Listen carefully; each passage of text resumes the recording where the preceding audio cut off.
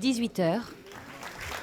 Aymeric Lavitola, seul candidat à la succession de Delphine Labaille, s'est élu sans surprise nouveau maire de Périgueux. Être maire de Périgueux n'était pas prévu, mais cela ne veut pas dire que je ne suis pas prêt.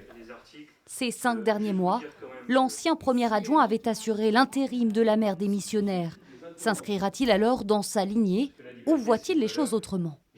En termes de personnalité, je crois qu'on est tous différents, donc forcément il y aura un style différent, une manière différente de porter les projets, mais ça je crois que c'est une cause entendue pour tout le monde. Après un vote à bulletin secret, Aymeric Lavitola.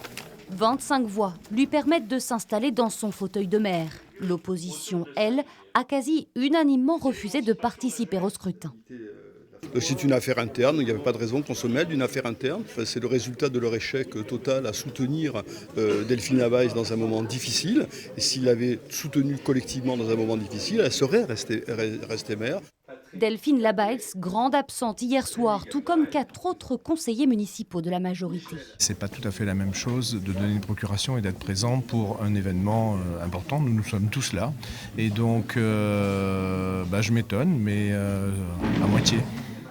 Un premier mandat qui laissera peu de temps à Aymeric Lavitola pour convaincre. Avec des élections municipales dans près de 10 mois, peut-on déjà parler d'un début de campagne? Le temps des élections viendra, la date est fixée ou presque. Je veux être un maire qui voit loin, qui voit l'avenir. Ça veut dire qu'il faut effectivement se projeter. 8e maire de Périgueux en 28 ans depuis le départ d'Yves Guéna, Aymeric Lavitola a souhaité marquer ses débuts par ce passage symbolique devant l'Arbre de la Liberté.